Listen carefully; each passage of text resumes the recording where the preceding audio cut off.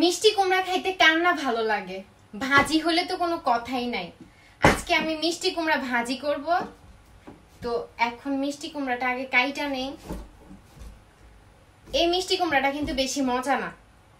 যে মিষ্টি কুমড়াটা অনেক বেশি শক্ত থাকে ওইটা বেশি মজা হয়। একদম গাঢ় সবুজ যেটা, একদম কালচা কালচা সবুজ যেটা হয় ওইটা বেশি খাইতে মজা। তো যাই হোক, দেখি কি অবস্থা করে।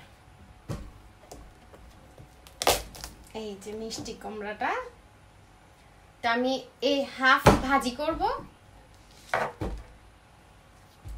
কে কিভাবে ভাজি করো জানি না, তবে আমি এটাকে মাছের মতন ভাজি করি।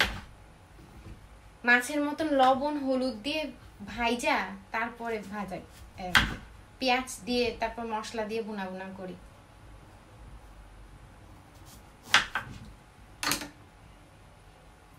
এটাকে আরেকটু ছোট করবো।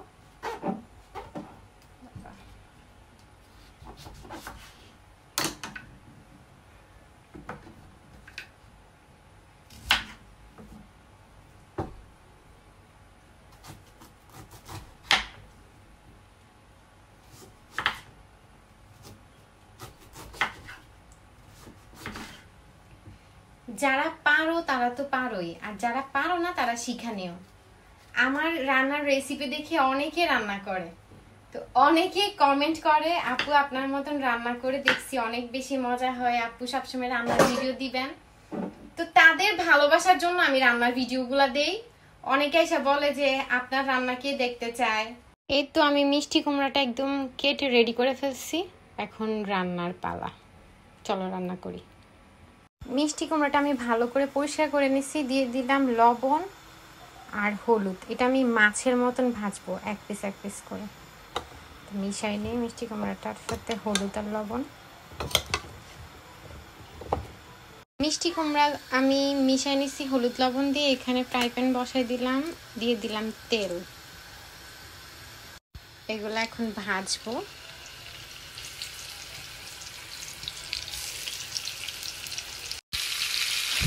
এগুলো সুন্দর করে ভাজতে হবে। অর্ধেকটা ভাজতেছি, আবার দ্বিতীয়বার আবার অর্ধেকটা ভাজবো।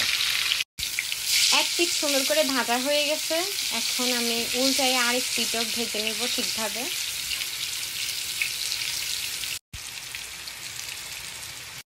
মিষ্টি কুমড়াগুলো খুব সুন্দরভাবে ভাজা হয়ে গেছে, এখন এগুলো উঠাইয়া সবগুলা ভাজা নিব। মিষ্টি কুমড়া সবগুলা ফ্রাই করা শেষ, এখন দ্বিতীয় প্রসেসিং শুরু।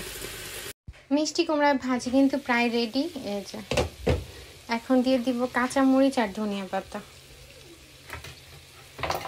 এভাবে রাখবো আরো 2 মিনিট।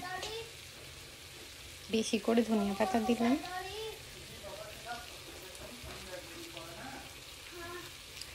ঢাকনা দিয়ে রেখে দিব এখন 2 মিনিটের জন্য। এই তো মিষ্টি কুমড়া ভাজি কিন্তু একদম রেডি। এখন এটা আমি বাটিতে নিয়ে নিলাম।